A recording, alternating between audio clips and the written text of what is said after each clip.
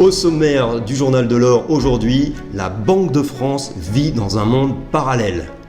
Une nouvelle crise de la dette en Europe met la BCE dans une posture difficile et le bilan catastrophique du premier semestre 2022 pour les marchés. Allez, c'est parti!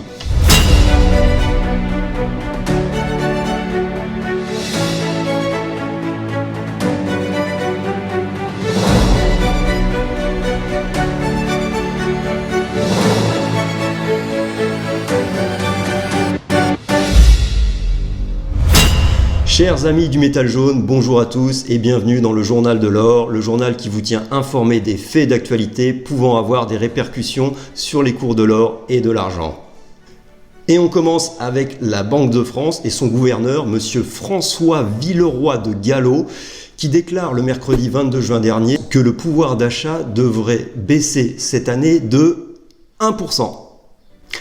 Alors, avec une inflation annuelle officielle de 5,4% en France, à moins que l'ensemble de la population active n'ait bénéficié d'une augmentation de revenus générale moyenne d'au moins 4,4%, ce qui n'est bien entendu pas le cas, on ne comprend pas par quel tour de magie la perte de pouvoir d'achat ne serait que de 1%. Et ce, sans rentrer dans le débat de savoir si le chiffre officiel de l'inflation de l'INSEE est représentatif des dépenses des ménages dont on sait qu'elles sont pour l'essentiel constitués d'alimentation, d'énergie et de logement, des postes qui ont littéralement explosé ces derniers temps. Monsieur le gouverneur prédit également un retour à moins de 2% d'inflation en 2024.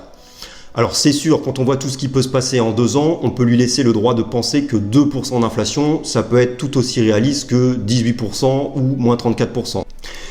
Et cela nous amène à ce qui cause l'inflation, c'est-à-dire en premier lieu l'impression monétaire. Et je le répète autant de fois que nécessaire, l'inflation ce n'est ni à cause du Covid, ni à cause de Poutine, ni à cause de la fin du droit à l'avortement aux États-Unis.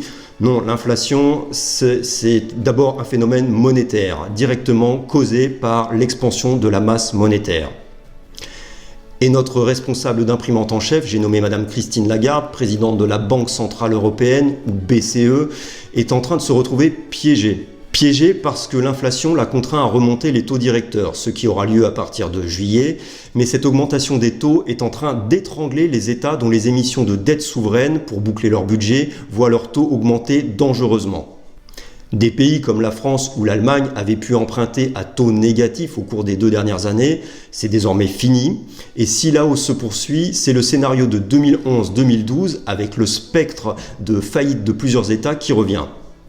Madame Lagarde a d'ores et déjà déclaré le 20 juin qu'elle disposait d'outils spécifiques pour contrer le risque de faillite d'État. Et on sait très bien quels sont ces outils. Ces outils, c'est ce que Mario Draghi, son prédécesseur, avait appelé le « whatever it takes » en 2012, le fameux « quoi qu'il en coûte » repris par Bruno Le Maire.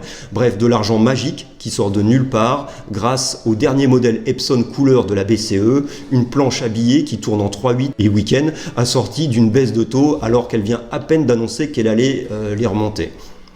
Alors oui, je sais, c'est compliqué, elle va les baisser après avoir annoncé qu'elle allait les remonter, mais en fait c'est juste parce qu'il était facile de le prévoir, la moindre remontée des taux aurait des conséquences catastrophiques sur l'économie en asphyxiant les emprunteurs, au premier rang desquels se trouvent les États. La situation est la même en Europe et aux États-Unis et cette courbe sur l'évolution des taux directeurs américains montre que la remontée des taux qui vient à peine d'être engagée ne durera pas longtemps, chaque campagne de remontée des taux étant plus courte que la précédente. On peut donc parier sur le fait qu'ici, en Europe comme en Amérique, la remontée des taux durera au maximum jusqu'à la fin de l'année, avec probablement des dégâts importants à l'automne, une récession confirmée, puis alors viendra l'heure du gel des taux, voire leur diminution, et un gros coup d'imprimante de plusieurs milliers de milliards. Ce scénario est idéal pour l'or car si nous avons une inflation forte et des taux d'intérêt plafonnés à 4 ou 5 points en dessous de l'inflation, ce que j'avais évoqué dans la vidéo précédente avec le Yield Curve Control, eh bien ça veut dire que le rendement du capital en termes réels est négatif. Les livrets d'épargne rémunérés à 1 ou 2% font perdre de l'argent. Les actions d'entreprise qui génèrent au mieux un rendement de 4% en dividendes font perdre de l'argent. L'immobilier qui rapporte 4% par an hors fiscalité et frais divers fait perdre de l'argent. Vous ajoutez à cela une grosse accélération de l'expansion de la masse monétaire avec la planche à billets qu'on appelle assouplissement quantitatif dans le jargon de banque centrale, et vous avez un contexte ultra favorable pour l'or. Comme ça avait été le cas dans les années 70 où l'once d'or était passée de 35 $ en 1971 à 677 $ en 1980, soit un cours multiplié par 20 en 9 ans. Notons que 677 $ de 1980 valent aujourd'hui 2550 $ et que l'once d'or se négocie actuellement à 1830 $. Nous sommes donc actuellement 30% sous le niveau de 1980 et ce alors que la masse monétaire a été multipliée par 15 depuis 1980. L'opportunité actuelle sur l'or est donc potentiellement énorme. Alors, autre nouvelle du vendredi 24 juin, l'Autriche annonce la distribution de 500 € à tous ses citoyens pour combattre l'inflation. Ce qui revient à tenter d'éteindre un incendie avec de l'essence. Distribuer de l'argent gratuit en masse ne fera que renforcer l'inflation. Et nous terminons par le bilan de marché du premier semestre 2022 qui, sans surprise, est catastrophique. Ce n'est pas moi qui le dis, c'est Deutsche Bank qui a analysé la performance de l'indice boursier américain S&P 500 sur les premiers semestres depuis 1928 et il s'avère que 2022 est le pire premier semestre depuis 1932. Nous battons donc un record vieux de 90 ans. Et si l'on cumule les marchés actions et obligations, la baisse depuis décembre 2021 est de 35 000 milliards de dollars, ou 35 trillions comme on dit en américain, ce qui signifie qu'en 6 mois, la capitalisation des marchés s'est effondrée de l'équivalent de 13 fois le PIB de la France. Oui, je sais, ça dépasse l'entendement. Alors ces infos ne font pas la une des journaux et c'est normal, il y a des sujets autrement plus graves traités aux 20h. Je vous mets cet extrait du 21 juin sur France 2 avec des sujets qui ne cherchent pas du tout à vous distraire de la réalité, comme notamment le drame des jardins allemands décorés avec des pierres, du gravier, des galets et autres roches, suivi d'un reportage sur les attaques de chimpanzés en Guinée. C'est moi-même qui ai tout installé. Et ça coûterait cher de tout enlever, de tout transporter. Et en plus, on a des lézards ici.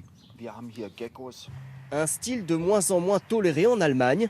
Sur les réseaux sociaux, des pages comme celle-ci se multiplient désormais pour dénoncer les pires jardins d'horreur du pays.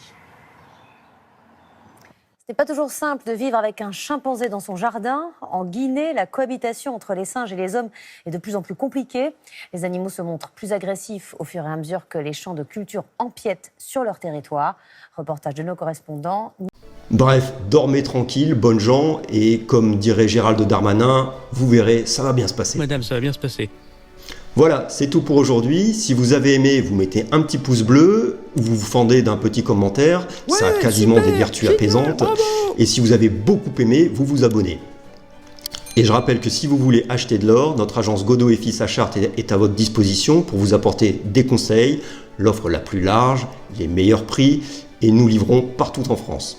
Vous pouvez bien entendu vous adresser à n'importe quelle agence Godot et Fils en France, mais si c'est celle de Chartres, je m'occuperai personnellement de vous.